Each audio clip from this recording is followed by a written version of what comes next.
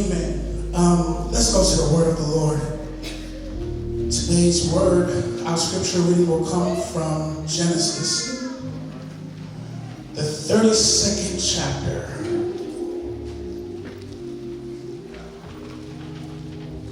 Genesis, the 32nd chapter. We will begin at the 24th verse.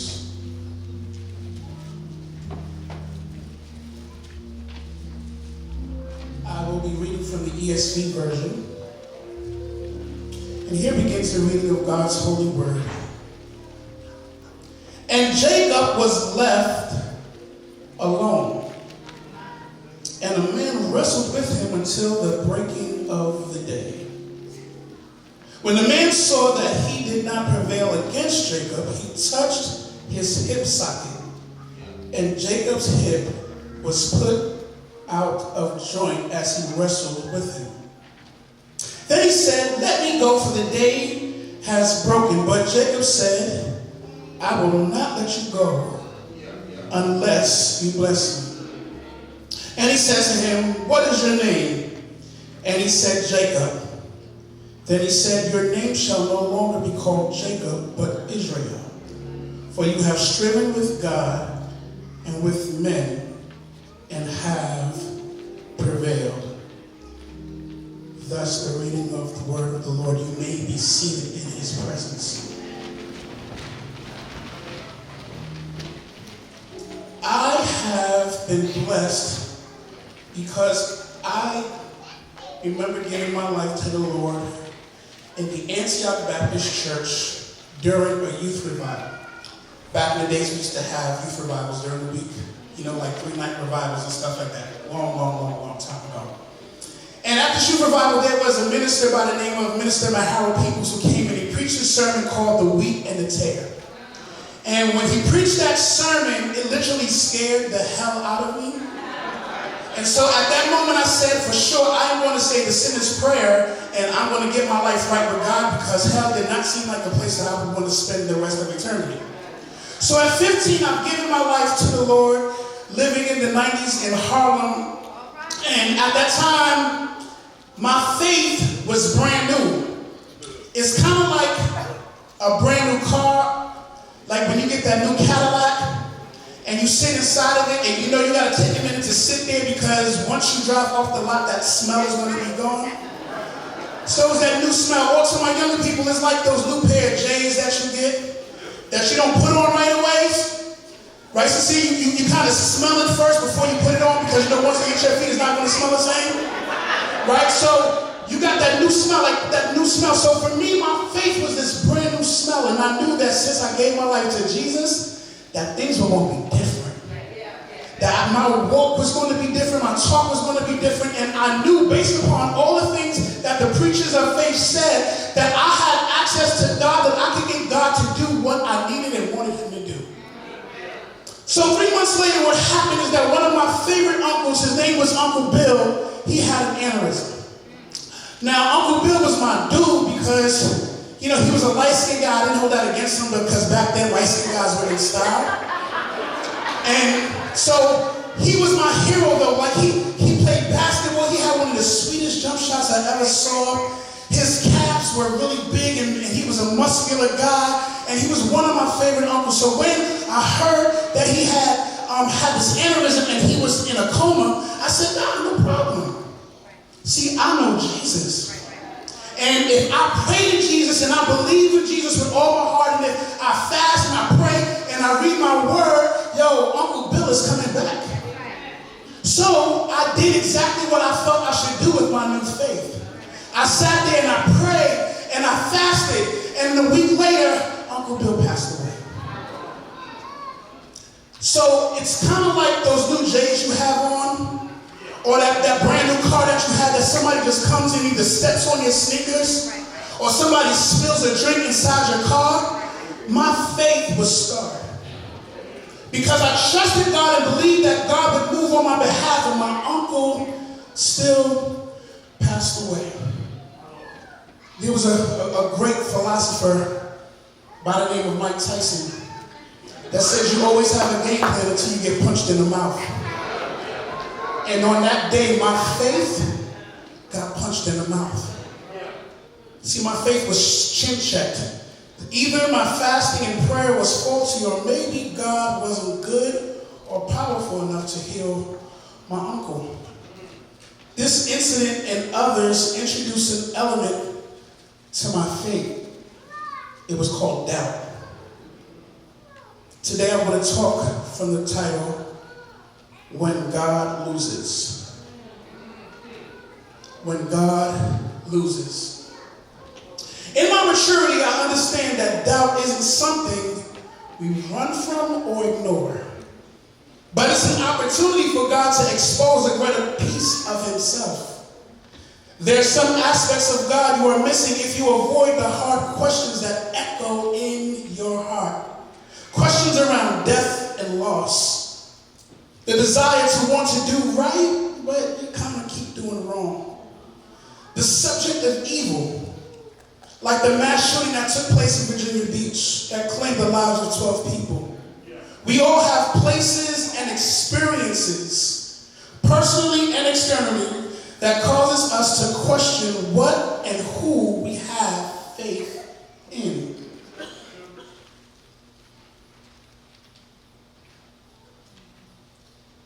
John the Baptist. The Bible says, when Jesus talks about it in Matthew 11:11, says, "Truly I tell you, there's no one greater born of a woman." He said these wonderful words about John even after John questioned, is Jesus really the one that was promised? I mean, Jesus was healing the sick, he was raising the dead, and John the Baptist was his biggest supporter. In fact, John talked about Jesus even before he came on the scene. And even then, while he was in jail, John asked the question of doubt, is Jesus really the one that was promised?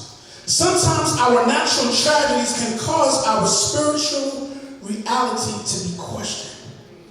I'll tell you someone else in the Bible who had doubt.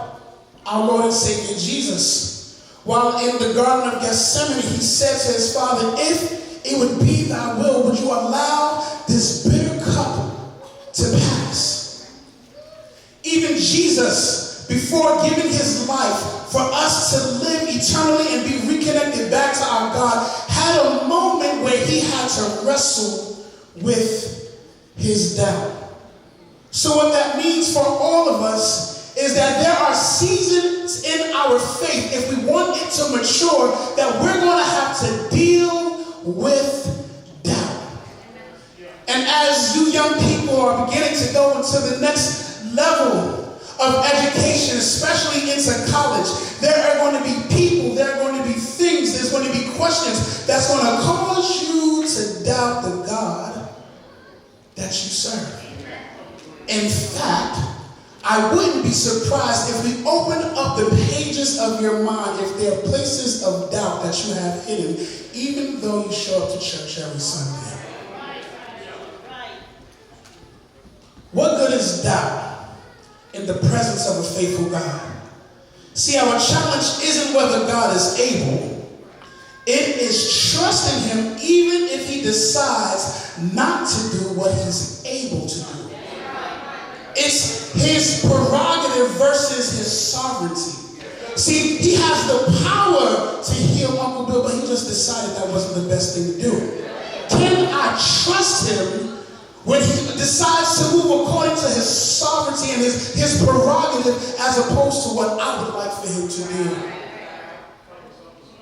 Doubt in the presence of a powerful God, I believe, will yield three things. I believe that when you add your doubt to God's presence, the three fruits that can come from it is the fruit of great revelation, the fruit of intimacy, and the fruit of proper blessing. I'll say that one more time. Our doubt, when you place it in the hands of our divine farmer called Jesus, he will take our doubt and will form the fruit of great revelation, the fruit of intimacy, and the fruit of proper blessing. Our text. Our text talks about a man named Jacob. Jacob, the name means trickster. He was the younger sibling of Esau. They were twins. Esau was the oldest, and he was favored by his father, Isaac. And Jacob was favored by his mother, Rebecca. Can anybody say family dysfunction? See, this is what I love about the Bible, is that it doesn't hide the ugly of life. And if God is able to use the dysfunctional families in Genesis to come forth with his story, I think that puts all of us in a good place. That regardless of how dysfunctional your family might look, and regardless of how dysfunctional my past and my right now might be, God can still take the dysfunctions of our family and of our lives and still bring about glory. See, that's a good place to shout and scream, because I don't know if anybody has those secrets in their families that you don't want to talk about, those things that happen, those uncles, those aunties, and all the crazy things that have happened in our lives. God can still take dysfunction and bring forth glory. When they were born, Jacob is defined by his infant action of grabbing his brother's foot when he was born. When he was older, he tricked his brother out of his birthright for soup. So when he's born, he's labeled to be a trickster. Because of that label, he would continue to live his life under the disguise that every time he said Jacob, he heard trickster, because that's what Jacob meant. So because of something that he did as an infant, that was the thing that would label him. Is there anybody in here who wish that they could stop being called by the name of a mistake that they made so long ago? Is there anybody here who's frustrated and angry at the fact that people can't see past the mistakes that I may have made? I wish my mother would talk to me in a way that didn't include the mistakes that I made years ago. I wish I could live in a time and in a space and be around the family reunions with somebody not bringing up that story, or not bringing up that memory, or bringing up that mistake and that fault. In fact, I wish we could talk about how God has kept me despite the fact that I made those mistakes and those faults. But we live in a society where people want to identify you by some of the most negative things. As I talked about the Central Park 5, there was an award that was given to one of the young men. And when he stood up, he said, you know, I really wish people would stop calling us the Central Park 5, because that's not what we want to be known as. In fact, it'd be better for you to relabel us as the Exonerated 5, because he wanted to be identified more by what was erased in his life as opposed to what was trying to be stapled to his life. Isn't that what the gospel is? Isn't the gospel about removing the title of sinner and calling us sons? That we deserve to be thrown away. We deserve to die in our sin. But instead, God exonerated us of the things that the devil tried to put on us, and he calls us sons. And so Jacob would live his life known and called and labeled as a trickster. Well, because of the faults and the sins that he did to his brother, based upon him turning over his birthright, what would happen is that now Jacob would have to leave the house because Esau wanted to kill his brother. So Jacob leaves the home now because his brother wants to kill him because of his trickery. Jacob spends about 2 decades with his uncle Laban and acquires much wealth, and God tells him to go back home, where he has to face his brother that wants to kill him. So in our story, Jacob is stressed and paranoid, thinking about what his brother might do to him. Ladies and gentlemen, boys and girls, welcome to the classic battle of logic and faith. Logic says my brother will kill me. Faith says God will take care of me. Logic says take the safe route, but faith encourages me to take the leap. Your heart says stay in love with him or her, but faith says you're better off alone. Your logic says as long as I'm protected, I can do whatever it is that I want to do, but your spirit says what will protect me. Your mind says fit in and be safe. Fit in with the norms and be safe, but the spirit says step out and trust me. This is the match of the century. Your fear versus his will. Who will win this fight? This question is the focus of our conversation today. What fruit can be harvested from doubt? The first one is the fruit of great revelation. In other words, expect God to show up. In verse 24, it says, and Jacob was left alone, and a man wrestled with him until the breaking of day. My encouragement to you when you're entering into these seasons of doubt, sometimes one of the best things that you can do is get alone. To get away from the things and the people and the devices and the social media that continues to feed into your doubt. Sometimes it's best to disengage from those things and just lock into a place where it can only be you and God. See, we're living in a society that says you are labeled and you are defined by what it is that you do. Let me give you good news. There's nothing more that you can do in regards to your performance to cause yourself to be loved any more by God than you are right now. I don't care how many people you might share the word of the Lord with. I don't care how many mistakes you might make. The fact that he died on the cross even before you touch the face of this earth is the greatest form of him telling you how much you're loved. So if that is something that you can receive today, I pray that it sets you free from the mindset of you having to work for your salvation. I hope that it removes the pressure that you might have to think that in order for me to be loved, I have to perform. If you are loved by the creator of the universe, what does it matter who doesn't love you? And if that's something that you really took to heart, how different might your phone calls look tomorrow? How many people want you to delete from your contacts? If you were convinced that there's nothing more that I have to do, I am loved by the best thing in this world, and his name is Jesus. And if Jesus is enough, and if Jesus loves me, regardless of who might walk out, regardless of who might talk about, regardless of what job I might lose, regardless of what job might kick me out, regardless of what class I may not pass, I am still loved. Look at your neighbor and say, I'm still loved. Regardless of how messed up my shoes might look, regardless of how good I smell, there's nothing that I can do to spruce myself up anymore to cause God to love me. He just loves me. He just loves me.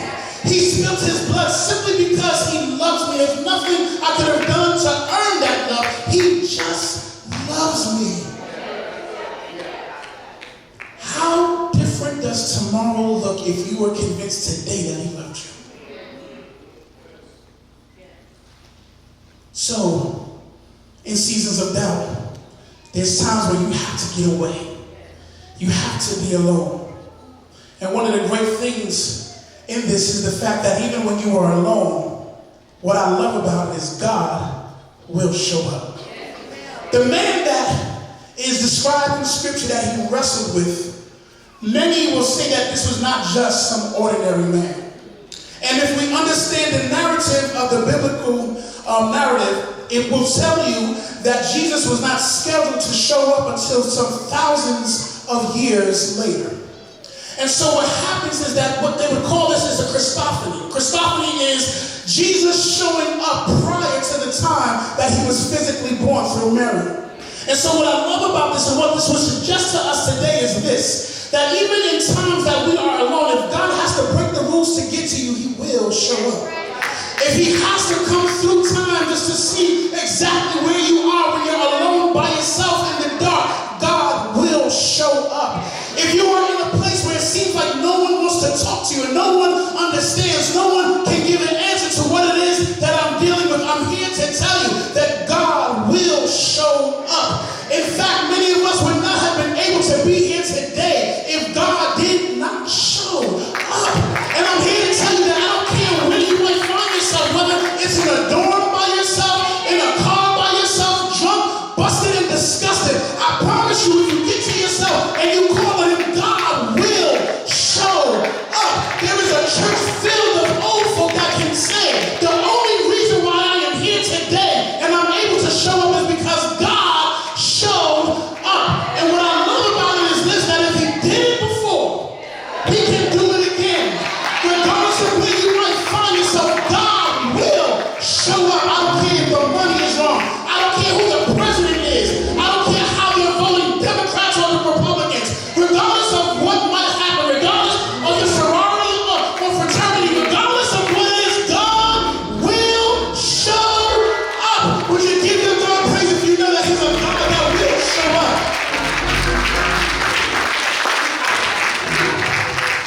And this is what's baffling. That as he's sitting here, Jacob is sitting here wrestling with trusting God or leaning on his logic, that this would be the perfect time for God to be offended and say, well, have it your way.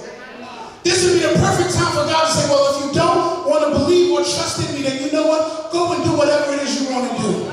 But I'm so glad God is not like me. I'm so glad that he is not like Greg Moore. I'm glad that he will come and show up in the most messy places in my life. He doesn't wait for me to get it right. He doesn't wait for me to memorize the scripture. He doesn't wait for me to pray the right prayer. Sometimes all I can say is, Lord, have mercy.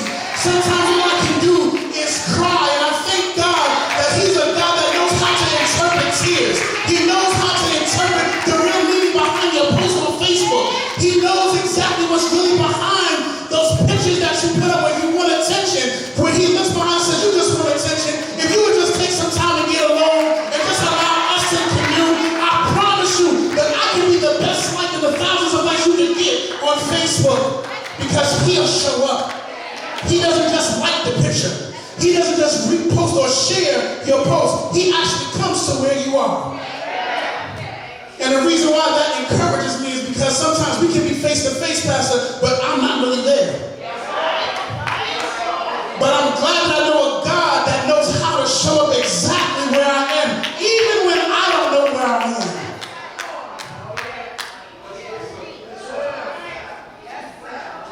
God will show up. God will show up.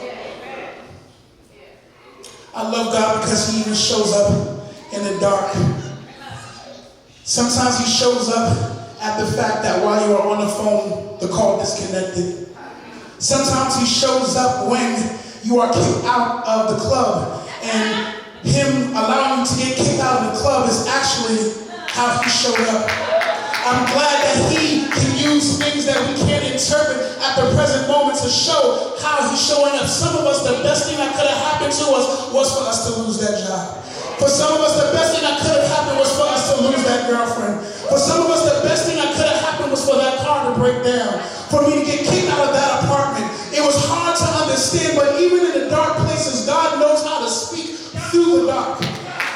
And what I mean by that is not that he comes to subjection of the dark, but no, he's bad and God enough to use the dark to speak for him.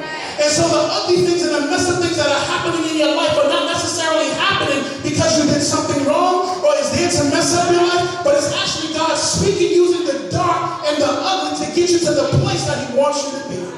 I'm so glad that he shows up. I said I'm so glad that he shows up. And I'm even more happy that he will continue to show up because he's just God. Put your hands together and just thank God for showing up.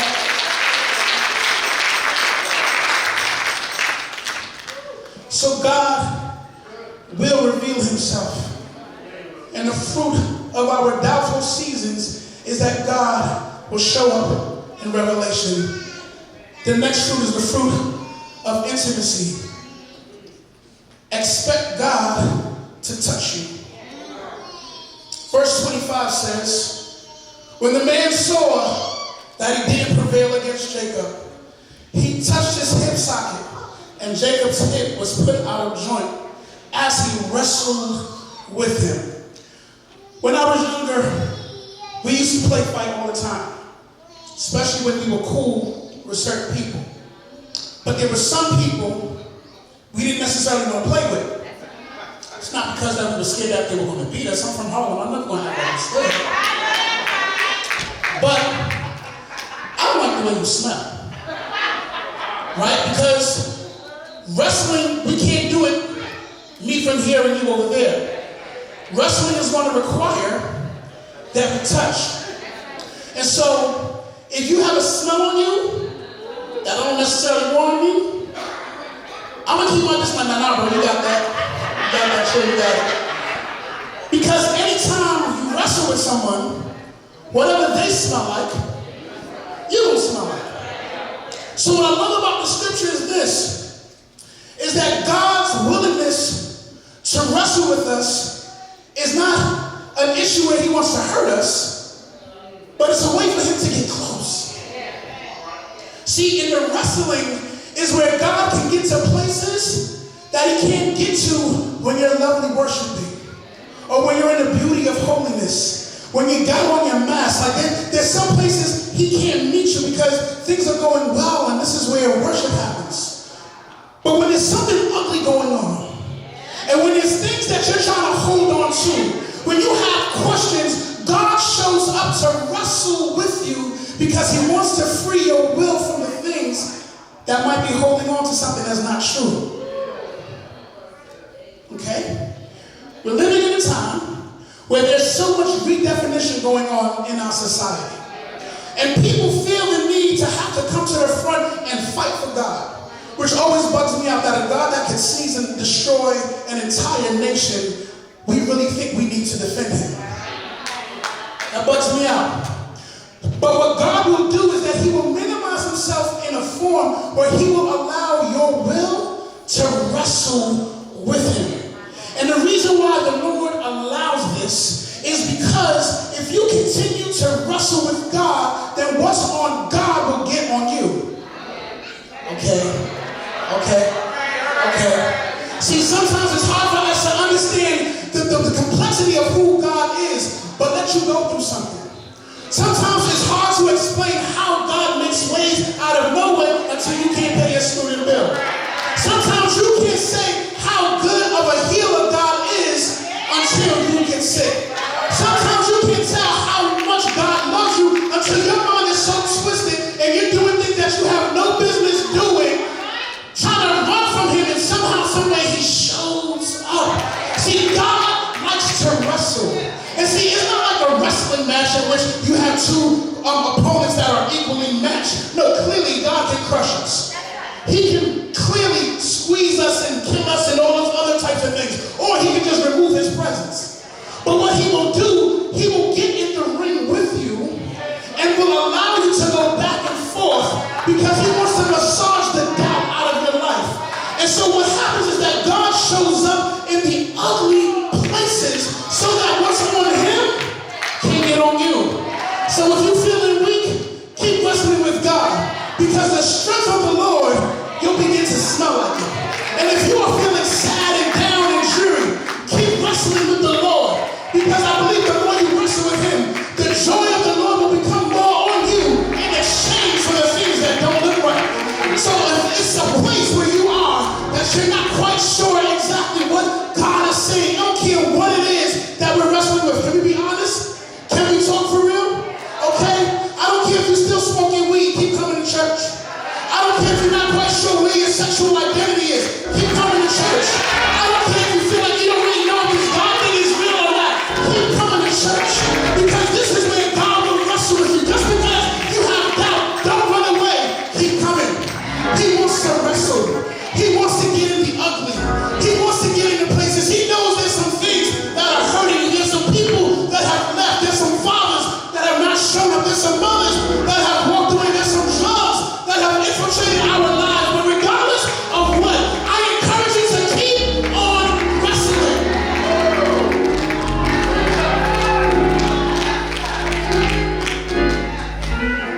What I love about this wrestling match, like I said, they're not evenly matched. But God almost wrestles with Jacob like a father would his son. So it's almost like he's play fighting. Or maybe Jacob is going crazy like this, and the Lord is just like holding him back like, you really can't hurt me. But what a loving God, that we call him holy, that we almost make it seem like he's too far above us to meet us in the ugly of where we are. And I wish I could tell our young people, because of the fact that you come from church, things are going to be easy. I wish I could say that because you sung in the choir, you are always going to have a beautiful song to sing. I'm here to tell you that this Christian life is messy. It's messy. It's not beautiful. But what is beautiful about it is that there's a God that will walk with us through the valley in the shadow of death. So we don't have to fear evil because the champ is walking with us. But the way he shows us he loves us, he wrestles with us. sight when you see a son and the father just fighting or playing basketball, and you know the father's like 6 feet and the son is like 2 feet. He can clearly swat every ball away. But he allows the son to make layups. He allows the son to put him in a hole. Why? Because he loves him. See, the spaces where you're wrestling in your faith, that's where God is showing you love. That's where God wants to meet you. And even if you're over 40, it's okay. He'll still wrestle with you like you're his son and his daughter. He'll still love on us 40 plus folk as if we were 8 and 9 years old. Because some of us are just a wrestle away from our greatest deliverance.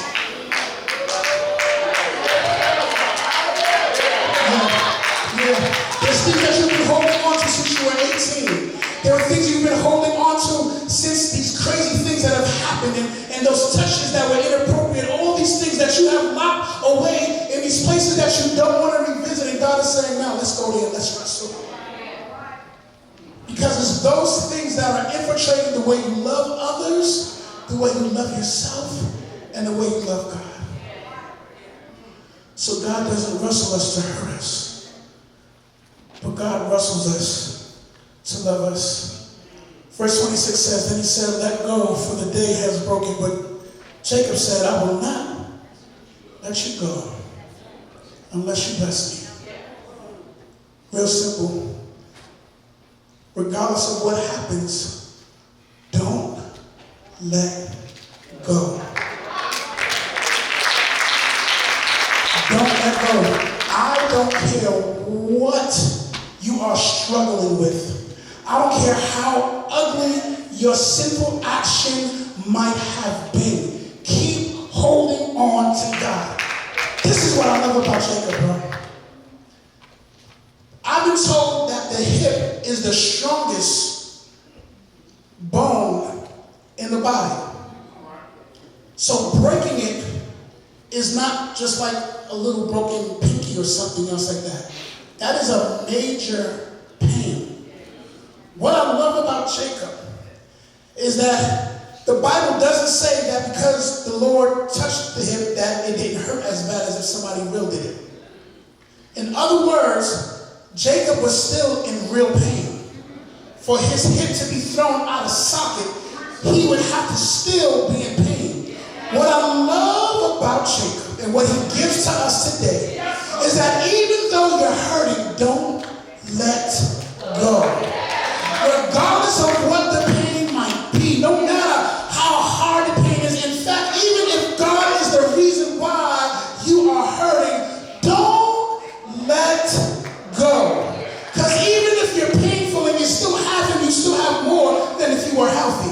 If you're able to still hold on to God through the pain, I believe there's a blessing waiting for you that will blow your mind. And I wish I could tell you how long the pain was going to be. I wish I could tell you it's only going to be just for a few days or if you just get over it. But the truth of the matter is that it talks about the fact that Jacob's walk would be different because the way he was touched, he would continue to limp. And so what I'm saying to you is that there's some pain that you may have to deal with for the rest of your life. But I admonish you, do not let go. I know it hurts. I know it seems like it's unfair. I know that it was easier to give up than it is to hold on to God. But I encourage you, do whatever it is you have to do to not let go, because even though he hurts you, he's also your answer. And I'd rather go through a life hurt, holding on to God, than be healed and not have him at all. So I know it hurts. For some of us, I know it's been years since we've been holding on to this hurt. But what if the limp and the pain is not something to deter you, but it's something to encourage you? What if your limp is a reminder that you've been touched by God? What if the pain is a reminder that God is a keeper regardless of what the circumstances in your life may have been? What if you change your perspective on the ugly that's happening in your life? And if God is there, maybe, just maybe he's using it to confirm just how good he is. Look at your neighbor and say, neighbor, don't let go. Even if it hurts, don't let go.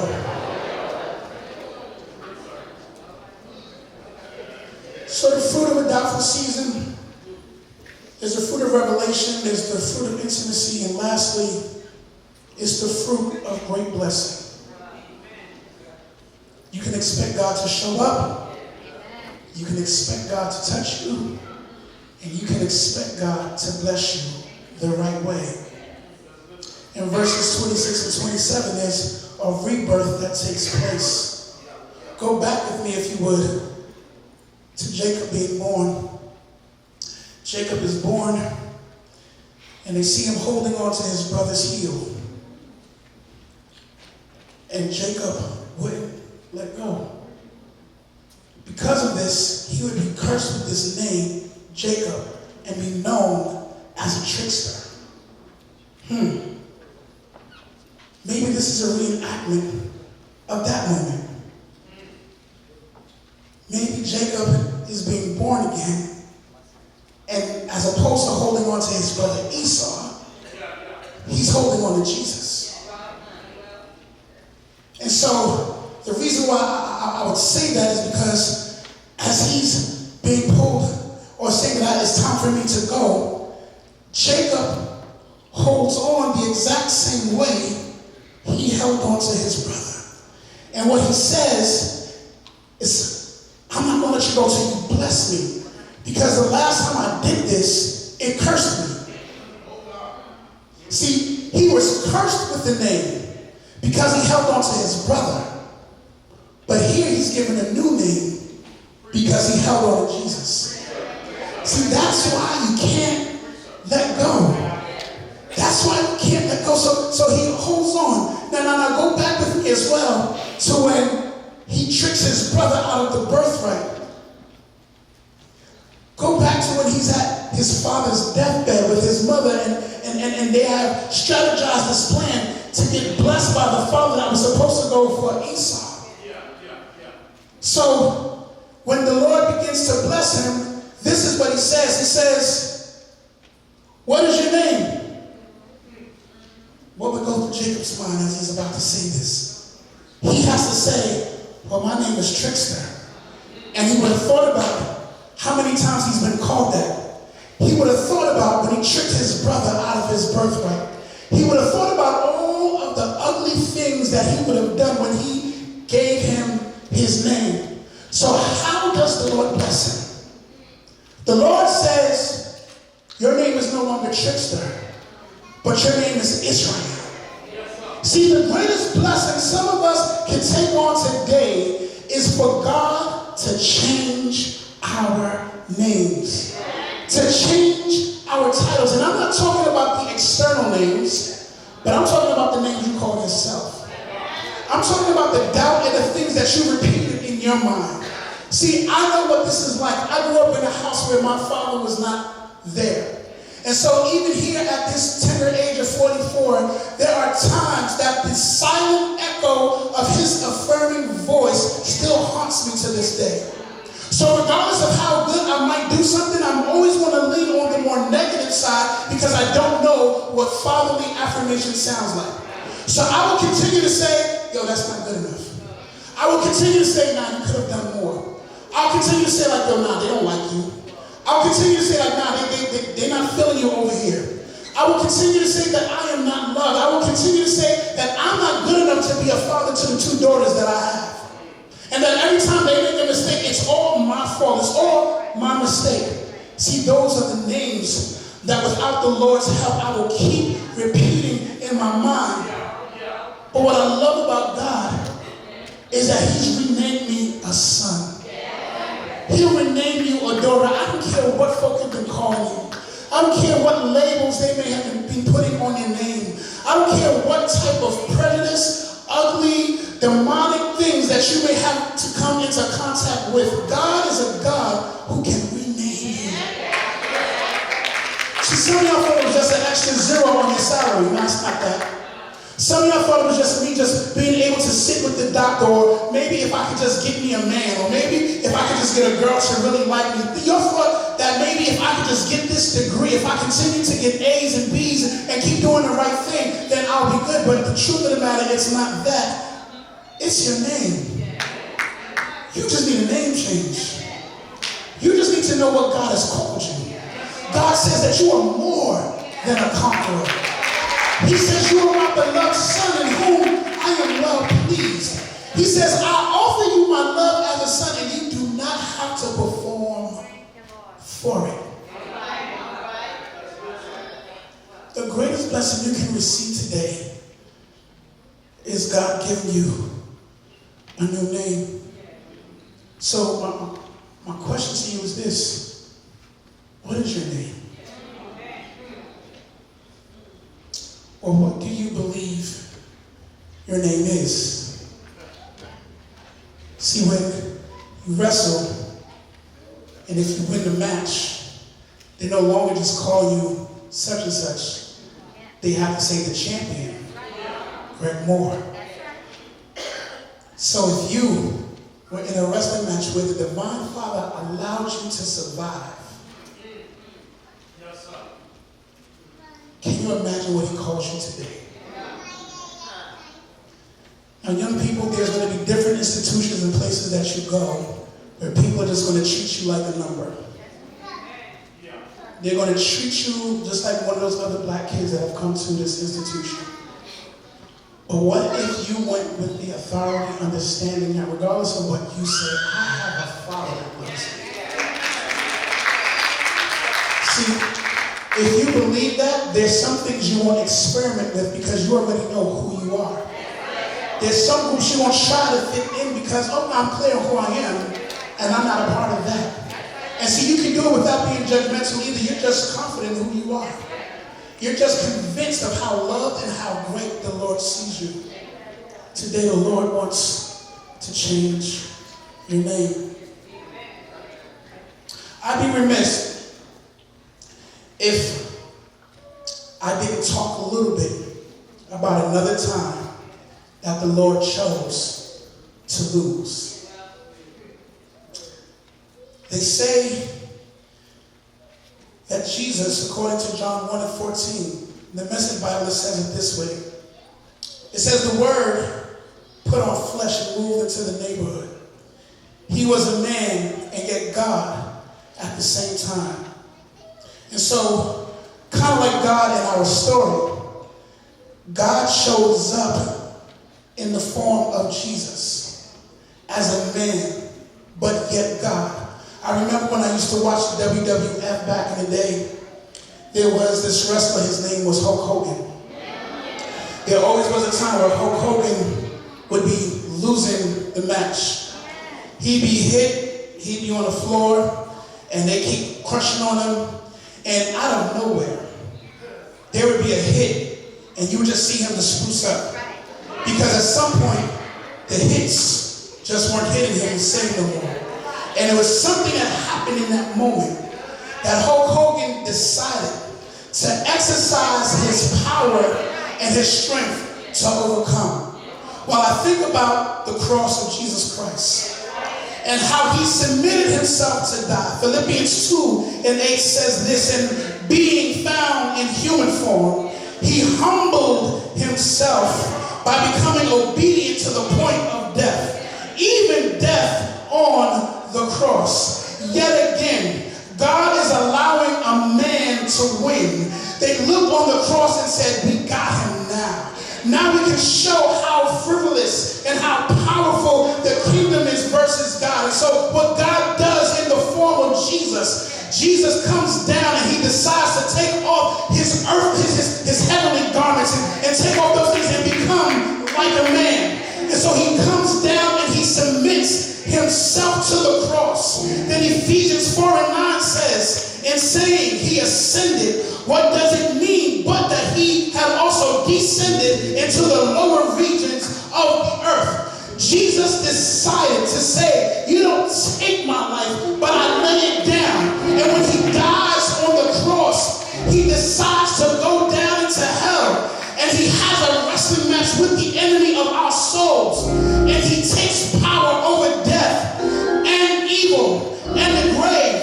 And then what happens when it seems like Jesus is down for the count? I can see in my spiritual mind that Jesus would kind of be like Hulk Hogan. And what you need is just 3 counts in order to lose the match. And so sometimes what you would see is Hulk Hogan down on the mat. And the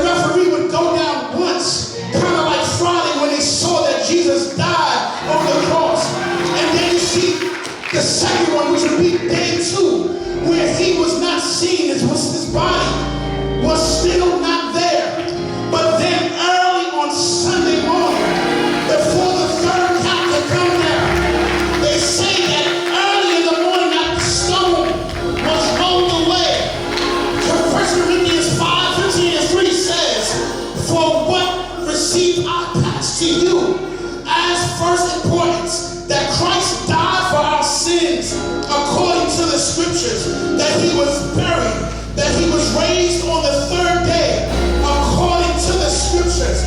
The reason why God can subject himself to lose a battle to a man is because he knows that he has the power to rise up from anything that they could have put him through.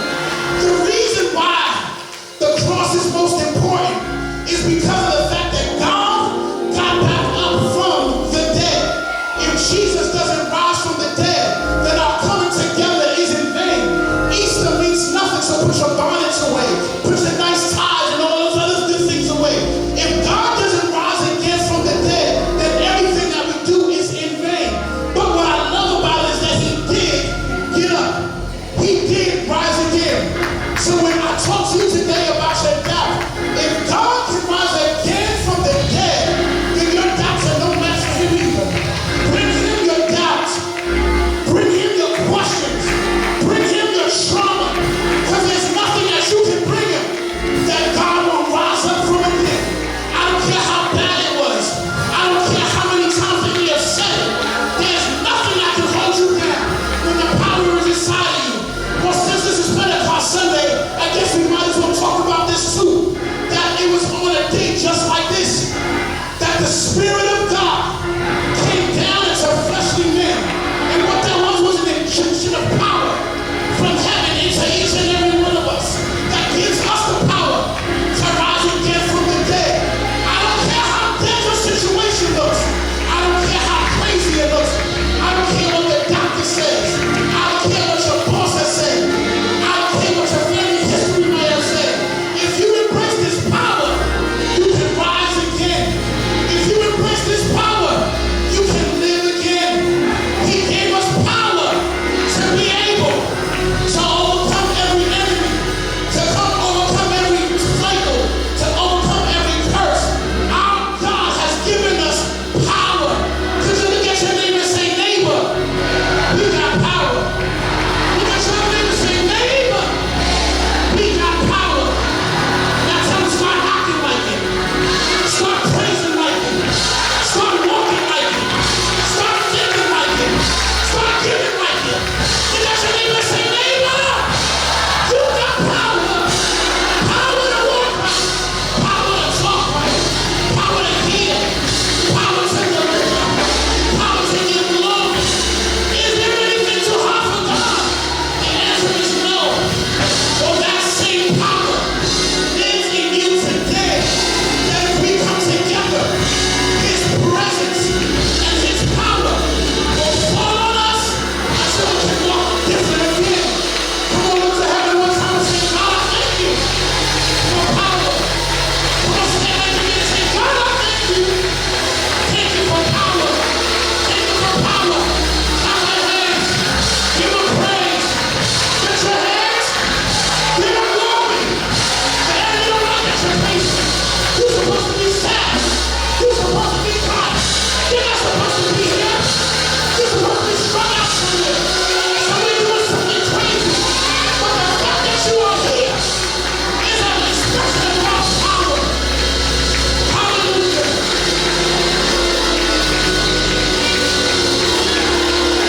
Thank you, Jesus.